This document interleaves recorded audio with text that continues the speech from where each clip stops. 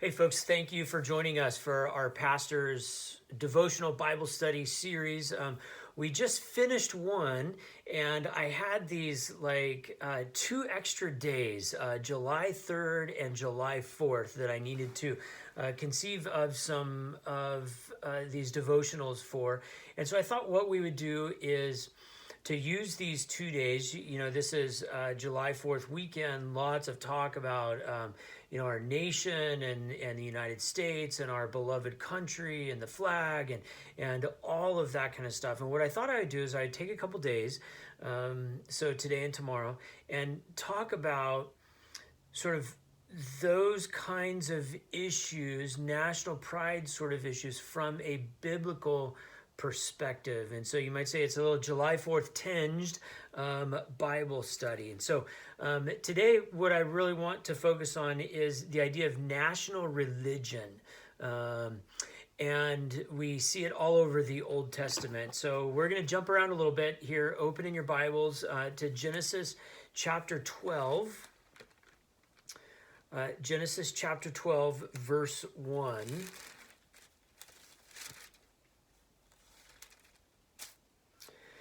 Now the Lord said to Abram, "Go from your country and your kindred and your father's house to the land that I will show you.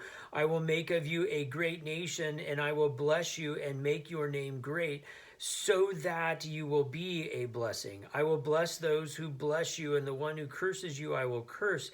And in you all the families of the earth shall be blessed. In you all the families of the earth shall be blessed." And did you hear this? So that you will be a blessing. Now, this is Abram and Sarai in the very beginning of the Old Testament. They're called out of this other land to come and to be the people of God. And God's covenant and God's promise with them is that God would give them this land, a physical place where they would be these followers of God and make this nation of Israel. And then turn Genesis chapter 15. So you sort of see it coming true a little bit here. When the sun, chapter 15, verse 17. When the sun had gone down and it was dark, a smoking firepot and a flaming torch passed between these pieces. On that day the Lord made a covenant with Abram, saying, "To your descendants I give this land, from the river of Egypt to the great river, the river Euphrates, to the land of the Canaanites, the Kenizzites, the Cadmonites, the Hittites, the Perizzites, the Rephaim, the Amorites, the Canaanites, the Girgashites, and the Jebusites." Say that 4 times really fast. So they're actually now standing in a physical place, and God is showing Abram, here's all that this belongs to you, your people, so that you can be a blessing to all the nations. Now, after this, let's fast forward through some Old Testament history a little bit. So you remember the whole debacle of Joseph in the amazing Technicolor Dreamcoat, sold into Egypt. The family ends up in Egypt. They end up in slavery in Egypt for generations. Then the whole desert movement, Moses and the people wandering around in the desert for 40 years looking for the promised land. And then Joshua leads the people into the promised land. So I want you to turn your Bibles to Joshua, the book of Joshua. It's right after Deuteronomy. I'll give you a second to get there. 24, Joshua 24. Verse 16. Then the people answered, "Far be it from us that we should forsake the Lord to serve other gods. For it is the Lord who brought us and our ancestors up from the land of Egypt, out of the house of slavery, and who did these great signs in our sight. He protected us all along the way that we went, and among all the peoples through whom we passed. And the Lord drove out before us all the people, the Amorites who lived in the land. Therefore, we will also serve the Lord, for he is our God."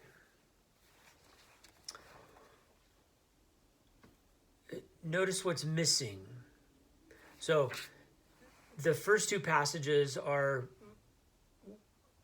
from God. I'm going to give you this, Now I'm giving you this so that.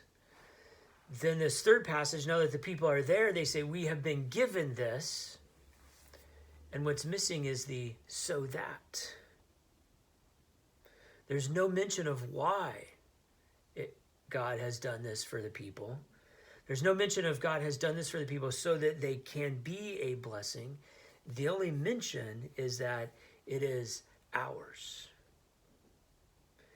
Now, this understanding of the land and this understanding of God led to an understanding that the land and the nation had this close association with God. That it was like you couldn't tell the difference between God and the land or God and the nation.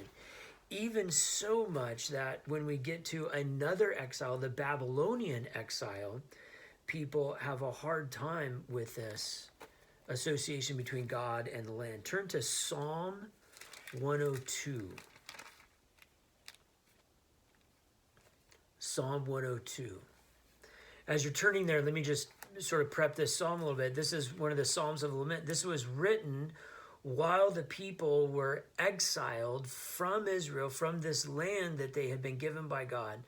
And they were moved over to Mesopotamia, to Babylon.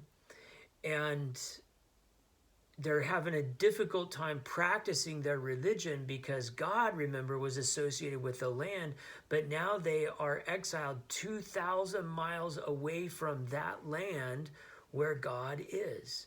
And it leads to passages like this, Psalm 102, the first two verses. Hear my prayer, O Lord, let my cry come to you. Do not hide your face from me in the day of my distress. And all over the Psalms, all over some of the Isaiah passages, all over all the passages that were written by those people in exile, they are asking questions like, can you still hear us, God? All the way over there, can you still be our God, even though we're all the way over here? You see, God and the land had become one. And the people didn't know how to practice their faith when they weren't living in that land. And then we get to Mark chapter 15. Mark 15. So we're in the New Testament now. Mark chapter 15. And I'm going to start reading at verse 6. Now at the festival, he used to release a prisoner for them, anyone for whom they asked. Now a man called Barabbas was in prison with the rebels who had committed murder during the insurrection. So the crowd came and began to ask Pilate to do for them as according to his custom. Then he answered them, "Do you want me to release for you the king of the Jews?" For he realized that it was out of jealousy that the chief priests had handed him over. But the chief priests stirred up the crowd to have them release Barabbas for them instead. Now a man called Barabbas was in prison with the rebels who had committed murder during the insurrection. What? And then the people want him released. The chief priests actually want him released, that he's like some kind of hero. So what is this insurrection? Well, Barabbas is part of a group of people that is known as the Zealots.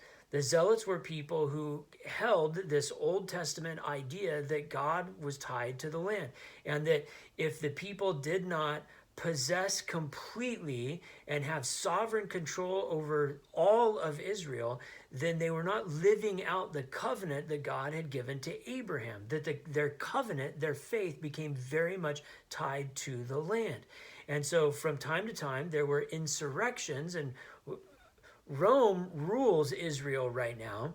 And so Barabbas and some other zealots are taking up arms, and they're going and trying to fight against Rome to kick Rome out of ruling Israel.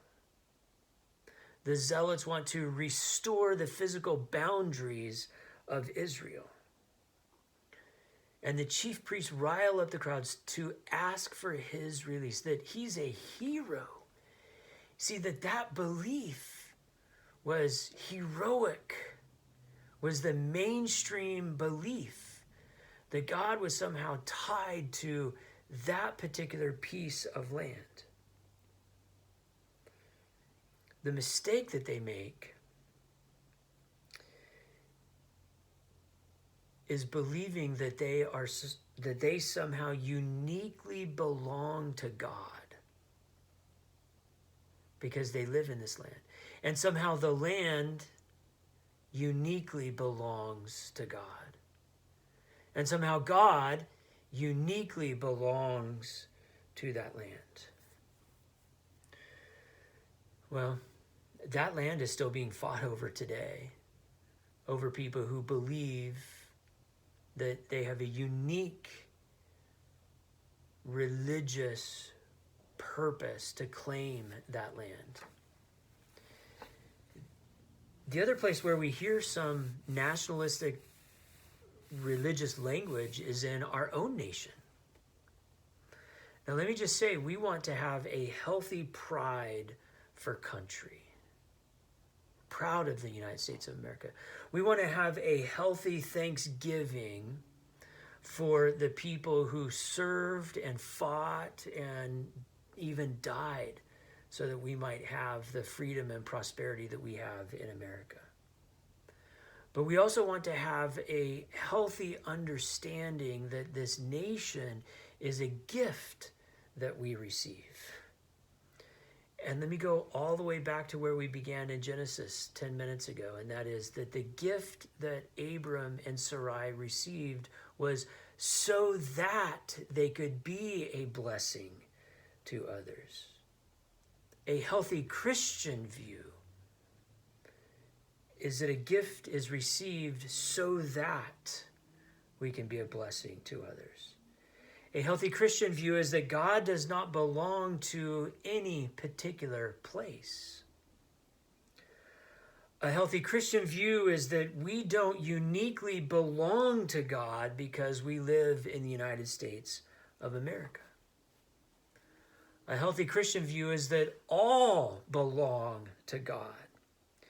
And that in the United States of America, we have this particular prosperity and freedom that is a great blessing to us. And also this prosperity and this freedom is a great responsibility because it gives us an opportunity to do such good in the world.